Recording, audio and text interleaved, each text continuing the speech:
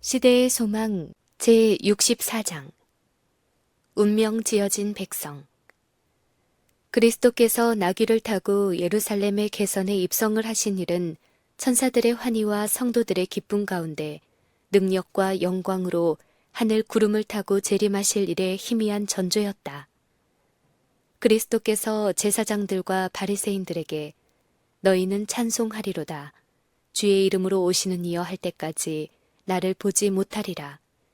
라고 하신 말씀이 그때에 성취될 것이다. 예언적 이상 가운데 스가랴는 최후의 승리의 날을 보았으며 그는 또한 초림 때의 그리스도를 거절한 자들의 운명을 보았다. 그들이 그 찌른 바 그를 바라보고 그를 위하여 애통하기를 독자를 위하여 애통하듯 하며 그를 위하여 통곡하기를 장자를 위하여 통곡하듯 하리로다. 그리스도께서는 그 도성을 바라보고 우셨을 때 이 장면을 미리 보셨다. 예루살렘의 현세적 멸망 가운데서 그분은 하나님의 아들의 피를 흘린 죄를 범한 백성들의 최후 멸망을 보셨다. 제자들은 그리스도께 대한 유대인들의 증오를 알고 있었으나 그것이 어떤 일을 저지르게 될지는 아직 알지 못하였다. 그들은 이스라엘의 진정한 형편을 알지 못하였으며 예루살렘에 임하게 될 형벌도 깨닫지 못하였다. 이것을 그리스도께서는 의미심장한 한 실물 교훈을 통하여 제자들에게 공개하셨다. 예루살렘에 대한 마지막 호소도 헛되었다.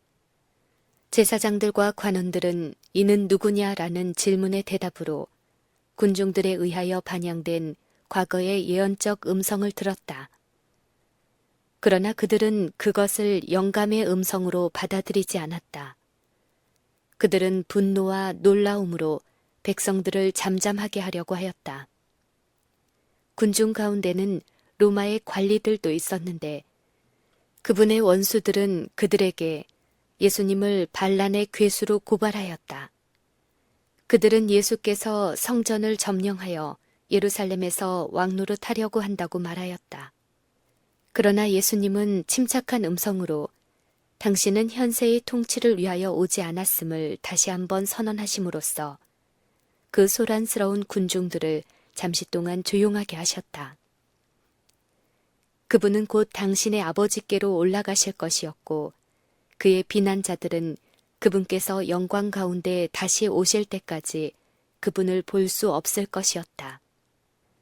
그들은 구원받기에는 너무 늦은 그때에 그분을 인정할 것이다. 예수께서는 슬픔과 비범한 권능으로 이 말씀을 하셨다. 로마의 관리들은 침묵하고 진정되었다. 신령한 감화를 받아본 적이 없는 자들이었지만 그들의 마음은 일찍이 경험해보지 못했던 감동을 받았다. 침착하고 엄숙한 예수님의 얼굴에서 그들은 사랑과 자비와 조용한 품위를 읽을 수 있었다. 그들의 마음은 이해할 수 없는 동정으로 움직였다. 예수님을 잡는 대신에 그들은 예수께 더욱 경의를 표하고 싶었다. 그들은 제사장들과 관원들을 돌아보며 너희들이 소동을 일으키고 있다고 비난하였다. 분노하고 좌절한 이 지도자들은 저희 불평을 백성들에게 돌리고 저희들끼리 화를 내며 다투었다. 그동안 예수께서는 눈에 띄지 않게 성전으로 가셨다. 감람산 위의 광경을 보기 위해 백성들이 몰려갔으므로 그곳은 모든 것이 조용하였다. 잠시 예수께서는 성전에 머물러서 슬픔에 찬 눈으로 그것을 바라보셨다. 그 다음 예수께서는 제자들과 함께 베다니로 돌아오셨다. 백성들이 예수님을 보좌에 앉히려고 찾았으나 찾을 수 없었다. 예수께서는 밤새도록 기도하고 아침에 다시 성전에 오셨다. 도중에 그분은 무화과 밭을 지나셨다. 그분은 시장하셔서 잎사귀 있는 한 무화과 나무를 보시고 혹 그 나무에 무엇이 있을까 하여 가셨더니 가서 보신즉 잎사귀 외에 아무것도 없더라. 이는 무화과의 때가 아님이라. 이때는 특정 지역을 제외하고는 무화과가 익을 계절이 아니었으며 예루살렘 주위의 고원에는 무화과의 때가 아님이라고 말하는 것이 옳을 것이다. 그러나 예수께서 지나신 과원에는 다른 모든 나무보다 일찍 된 나무가 하나 있었다. 이 나무는 벌써 잎사귀들이 무성했다. 잎이 나기 전에 익은 열매가 나오는 것이 무화과 나무의 특성이다.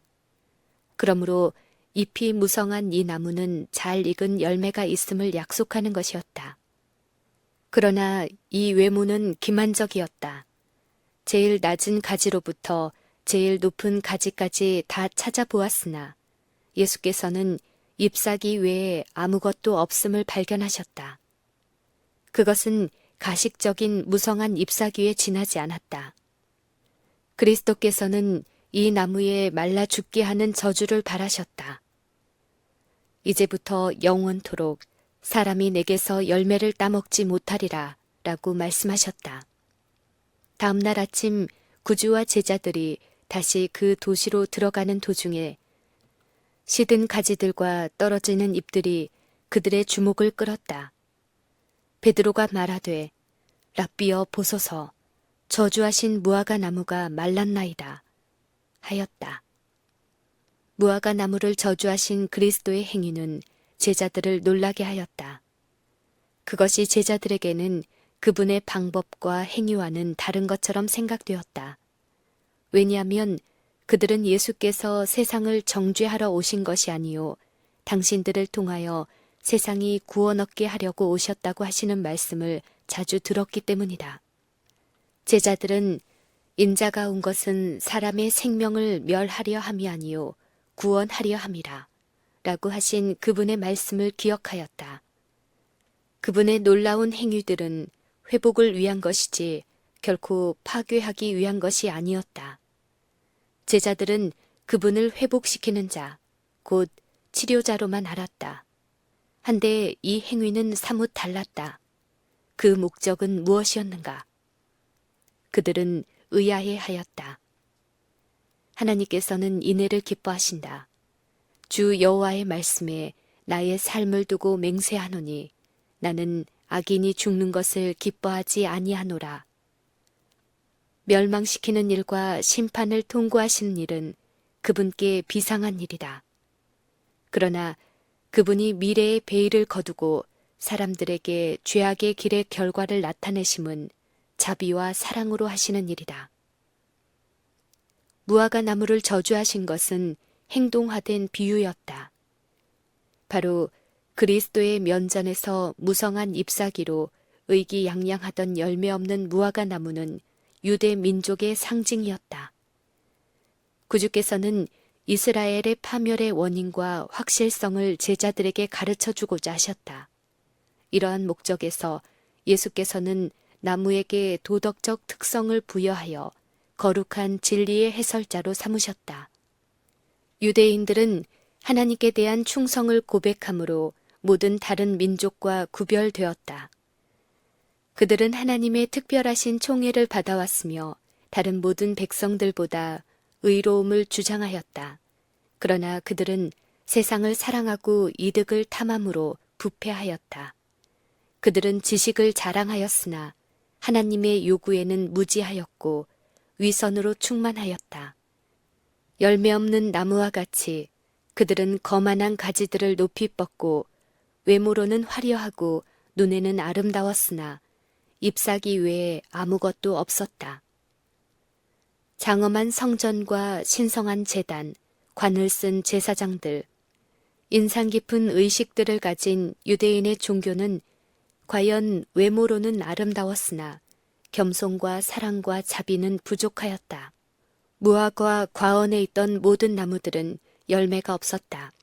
그러나 잎사귀가 없는 나무는 아무런 기대도 일으키지 않으며 실망도 안겨주지 않는다.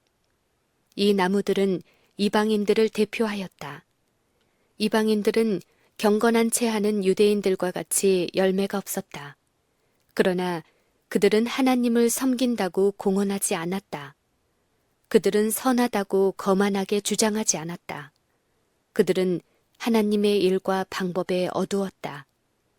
그들에게는 무화과의 때가 아직 이르지 않았다.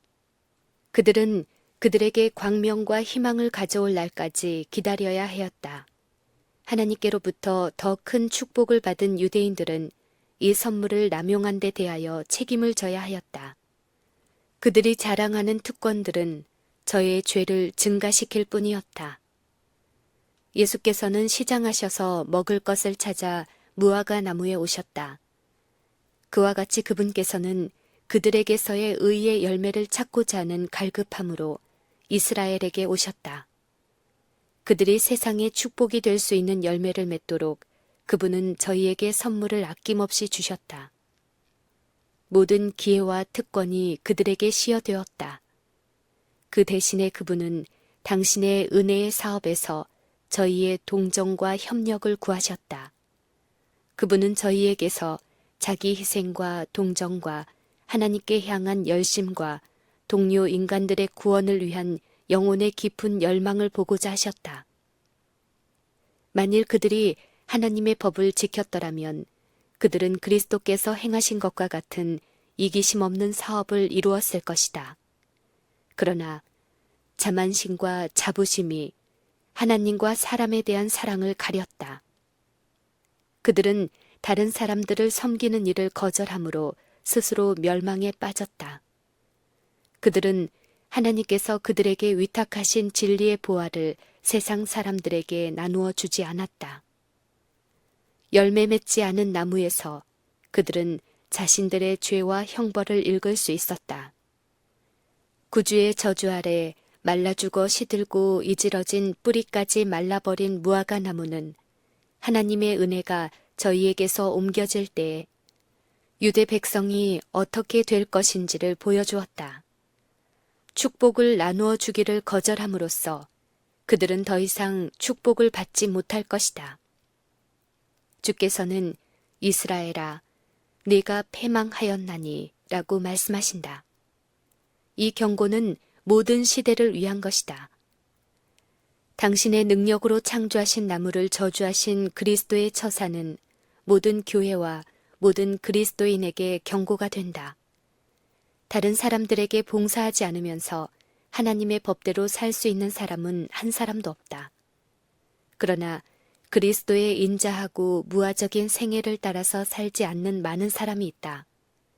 스스로 훌륭한 그리스도인이라고 생각하는 어떤 사람들은 하나님께 봉사하는 것이 무엇인지 깨닫지 못하고 있다. 그들은 자신을 기쁘게 하기 위하여 계획하고 연구한다. 그들은 다만 사리를 위하여 행동한다. 시간이란 그들이 자신들을 위하여 모을 수 있을 때만 귀중하다. 모든 인생사에서 이것이 바로 그들의 목적이다. 그들이 위하여 봉사하는 것은 다른 사람들이 아니요 다만 자신들이다. 하나님께서는 무화적인 봉사를 실행해야 하는 세상에서 살도록 그들을 창조하셨다. 그분은 그들이 가능한 한 모든 방법으로 저희 동료들을 도와주도록 계획하셨다. 그러나 자아가 너무나 크기 때문에 그들은 그 밖에 다른 것을 볼 수 없다. 그들은 인류에게 동정을 베풀지 않는다. 이와 같이 자신을 위하여 사는 자들은 잘난 체 하나 열매 없는 무화과 나무와 같다. 그들은 예배의 형식을 엄수하지만 회개나 믿음은 없다. 그들이 말로는 하나님의 율법을 존중하나 순종은 부족하다. 그들은 말은 하나 행하지 않는다. 무화과 나무에 내리신 형벌을 통하여 그리스도께서는 이와 같은 허식이 당신의 눈에 얼마나 가증한가를 예증하셨다. 그분은 하나님을 섬긴다고 공언하면서 당신의 영광에 합당한 열매를 맺지 않는 자보다는 공공연한 죄인의 죄가 가볍다고 선언하신다. 그리스도께서 예루살렘을 방문하시기 전에 말씀하신 무화과 나무의 비유는 그분이 열매 없는 나무를 저주하심으로 가르치신 교훈과 직접적인 관계가 있었다. 비유 가운데 열매 맺지 않는 나무를 위하여 금년에도 그대로 두소서 내가 두릅하고 걸음을 줄이니 이후에 만일 실과가 열면이거니와 그렇지 않으면 찍어 버리소서 라고 과원지기는 간청하였다. 열매 없는 나무를 좀 더 돌보아 주어야만 하였다. 이것은 바로 이익을 얻고자 함이었다. 그러나 만일 열매를 맺지 않는다면 뽑아버릴 수밖에 없을 것이었다. 비유 가운데서 과원지기의 수고의 결과는 예언되지 않았다.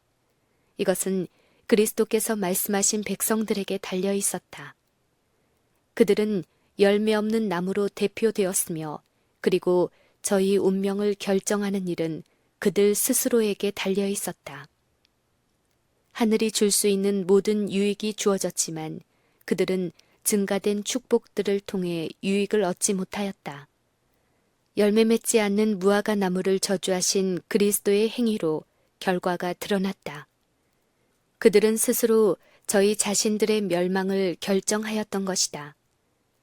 유대 민족은 1000년 이상이나 하나님의 자비를 악용해 왔으므로 하나님의 심판을 초래하게 되었다. 그들은 하나님의 경고들을 거절하고 그분의 선지자들을 죽였다. 그리스도 당시의 백성들도 같은 방향으로 따라감으로써 이러한 죄들에 대해 스스로 책임을 져야 하였다. 현재 저희에게 제시된 자비와 경고를 거절함으로써 저희 세대의 죄를 쌓았다.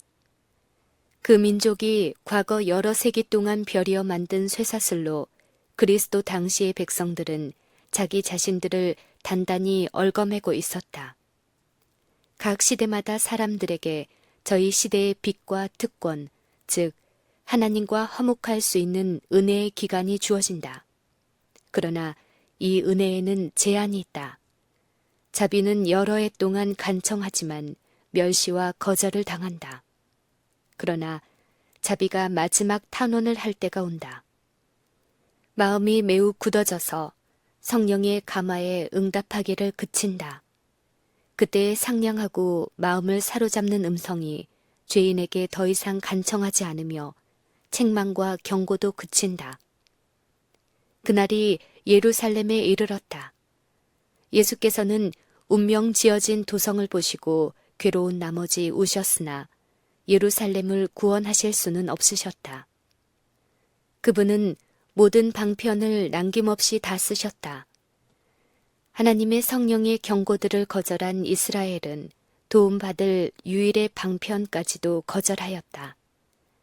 그들이 구원받을 수 있게 해줄 또 다른 능력은 없었다. 유대 민족은 무한한 사랑의 탄원을 경멸하는 각 시대 백성들의 상징이었다. 예루살렘을 향하여 우셨을 때 흘리신 그리스도의 눈물은 모든 시대의 죄악 때문이었다. 이스라엘에게 내린 심판에서 하나님의 성령의 책망과 경고를 거절한 자들은 저희 자신의 죄됨을 읽을 수 있을 것이다. 불신하는 유대인들과 같은 길을 걷고 있는 사람들이 이 시대에 많이 있다. 그들은 하나님의 권능의 현현을 목격하였고 성령께서 저희 마음에 말씀하셨음에도 불구하고 불신과 반항에 집착한다. 하나님께서는 그들에게 경고와 책망을 보내셨으나 그들은 저희 잘못을 고백하기를 즐겨하지 않으며 그분의 기별과 그분의 사자를 거절한다. 하나님께서 그들을 회복시키기 위하여 사용하신 그 방법이 그들에게는 걸려 넘어지는 돌이 된다. 선지자들을 통하여 그들의 감추어진 죄악이 비밀하에 드러났으므로 배도한 이스라엘은 하나님의 선지자들을 미워하였다. 아합이 엘리야를 원수처럼 생각한 것은 선지자가 충실하게 왕의 은밀한 죄악을 책망하였기 때문이다. 그처럼 오늘날도 죄의 책망자인 그리스도의 종은 경멸과 거절을 당한다. 그리스도의 종교인 성경 진리는 도덕적 불결의 강력한 사조와 투쟁한다. 편견은 그리스도 당시보다 더욱 강력하게 사람들의 마음속에 역사한다. 그리스도께서는 사람들의 기대를 충족시키지 않으셨다. 그분의 생애는 저의 죄에 대한 책망이었으므로 그들은 그리스도를 배척하였다. 그와 같이 지금도 하나님의 말씀의 진리가 사람들의 행습과 저희의 타고난 경향과 조화되지 않으므로 무수한 사람들이 진리의 빛을 거절한다. 사단의 충동을 받은 사람들은 하나님의 말씀을 의심하고 그들의 독자적 판단을 따르기로 선택한다. 그들은 광명보다 흑암을 선택한다. 그런데 그들은 저희 영혼의 위험을 무릅쓰고 이 일을 한다. 그리스도의 말씀을 트집 잡았던 자들은 트집거리가 계속 증가하는 것을 발견하였으며 마침내는 진리와 생명 되신 분으로부터 돌아서 버리고 말았다. 지금도 그와 같다. 하나님께서는 육적인 마음이 당신의 진리를 대항하기 위하여 가져올 모든 장애물을 제거하겠다고 제의하지 않으신다. 어두움을 환하게 비출 귀중한 광선을 거절하는 자들에게는 하나님의 말씀의 비밀이 그런 상태로 영원히 남아있을 것이다. 그들에게는 진리는 감추어져 있다. 그들은 맹목적으로 걸어가며 저희 앞에 있는 멸망을 알지 못한다.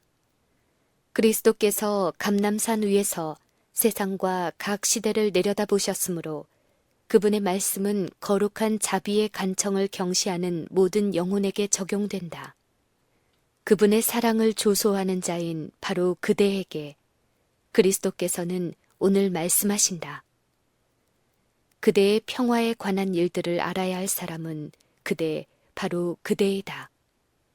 자신을 위하여 흘릴 눈물이 없는 그대를 위하여 그리스도께서 비통의 눈물을 흘리고 계신다. 바리새인들을 파멸시킨 치명적인 마음의 완고함이 벌써 그대에게서 나타난다. 그리고 하나님의 은혜의 모든 증거와 모든 신령한 빛의 광선은 영혼을 녹여서 복종하게 하든지 혹은 영혼을 회개하지 않은 절망적인 상태에 고착시키든지 하고 있다. 그리스도께서는 예루살렘이 완고하고 회개하지 않은 상태에 머물러 있을 것을 미리 보셨다.